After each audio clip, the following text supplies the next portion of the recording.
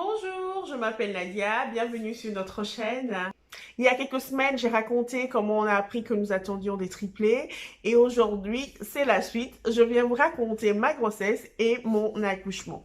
Il faut savoir qu'on a appris qu'on attendait des triplés en septembre, c'était la rentrée, ma fille allait à l'école, mon mari allait travailler, donc j'étais très souvent très seule. Et j'ai comblé le vide comme j'ai pu. Comme je l'ai raconté dans la vidéo précédente, on m'avait au préalable découvert un col mou. Du coup, à chaque grossesse, je devais avoir un cerclage. Et pour la grossesse des triplés, le gynécologue avait prévu le cerclage à 17 semaines. 17 semaines, c'était le 5 décembre 2018. Je rentre à l'hôpital en hospitalisation de jour. J'arrive très tôt le matin à 6 heures. Le cerclage se fait à 10 heures. Je reste en observation toute la journée. Sur la fin de la journée, tout se passait bien. Échographie, les bébés allaient super bien. Et donc, on me libère, je rentre chez moi. La vie suit son cours.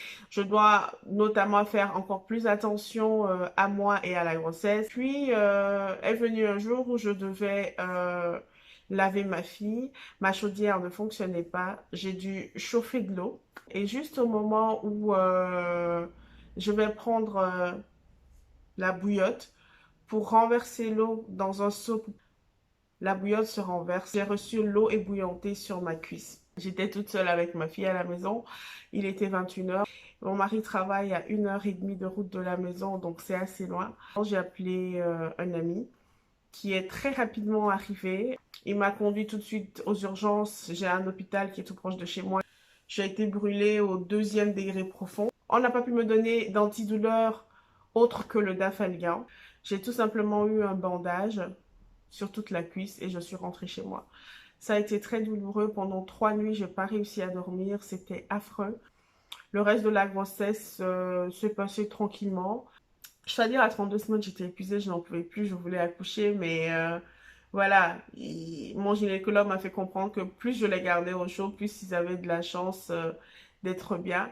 Donc, il me conseillait fortement de tenir encore le coup, 1 semaine ou 2. Donc, 32 semaines, il m'a encouragée à la 33e semaine. 33e semaine, il m'a encouragée à la 34e semaine, mais je n'en pouvais plus. Et donc, il a programmé une césarienne à 34 semaines plus 3 jours. Et le 8 avril 2019, avant de partir de la maison, j'ai fait une prière avec mon mari et je lui ai dit, si je ne reviens pas, fais-moi la promesse de prendre soin de nos enfants. Il m'a regardé, il m'a dit, mais tu vas où toi? J'ai dit, j'ai vraiment tout donné jusqu'ici, je ne peux pas faire plus que ça. Ma vie est entre les mains du médecin, mais s'il arrive quoi que ce soit, prends soin de nos enfants. Il m'a regardé, il m'a serré dans les bras, il m'a dit, t'inquiète pas, tu reviendras. T'es une super championne, t'es une lionne, tu es une battante, tu vas y arriver. Je sais qu'il me disait ça pour m'encourager, mais au fond, il avait super peur aussi. À 5 heures du matin, on est sorti de la maison, on s'est rendu à l'hôpital. La césarienne devait avoir lieu à 8h30. Le gynécologue est arrivé un peu tard. Et à 9h20, on m'a conduite dans la salle d'accouchement. Euh, le gynécologue est arrivé tout souriant, il m'a regardé, il m'a dit, et quoi? On y va? Je fais oui, on y va, je suis prête. Je suis prête, mais je n'étais prête rien du tout, hein. J'avais le cœur qui battait, mais comme ça, à la chamade. Juste avant, ma tension était à 12, mais dès que j'ai vu le gynécologue rentrer, ma tension est montée à 17. J'étais morte de peur. 9h30, mon premier fils est sorti, Majesty. 9h32, mon deuxième fils est sorti, Maxwell. 9h34, Maxime Royalty est sorti.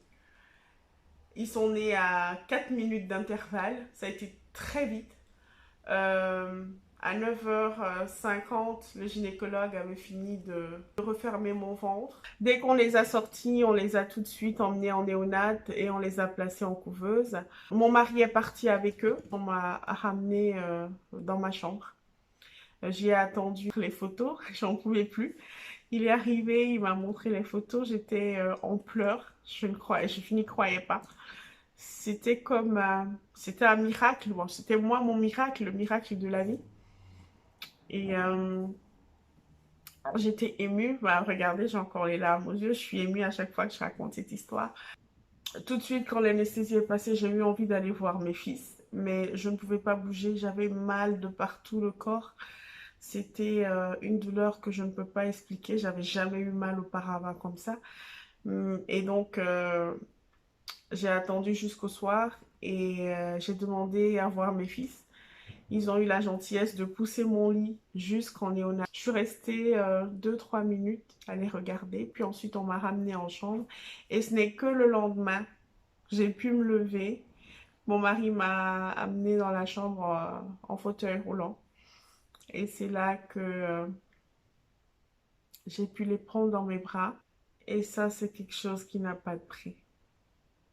Je ne peux pas vous expliquer ce que j'ai ressenti. C'était merveilleux. Je ne savais pas que le cœur avait cette possibilité de, de donner autant d'amour en une fois. C'est magique. C'est magique. Je suis restée à l'hôpital 5 jours.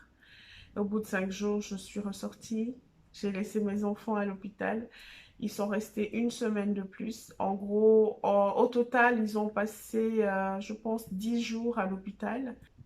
Ils sont nés le 8 avril et le 19 avril, ils rentraient à la maison. C'était un mercredi, je n'oublierai pas. Ensuite, on est allé chercher Malaika à l'école. Elle est montée dans la voiture quand elle a vu ses petits frères. Elle était super contente. Elle était heureuse. Elle n'a pas arrêté de poser des questions. Et quoi, ils sont à nous? Ils viennent avec nous? On va rentrer avec eux?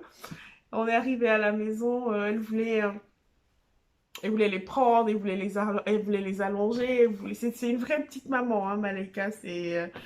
Limite, parfois, je me demande si ce sont mes enfants ou si ce sont les siens, hein. La maternité, c'est quelque chose que je souhaite à toutes les femmes, en tout cas toutes celles qui veulent euh, avoir des enfants, parce que c'est quelque chose de très beau, c'est quelque chose qui n'a pas de prix. Je voulais vous raconter cette histoire qui est la suite de ma vidéo précédente. J'espère en tout cas qu'elle vous aura plu. N'hésitez pas à liker, à partager et à vous abonner. Et je vous reverrai très bientôt dans une prochaine vidéo. Au revoir!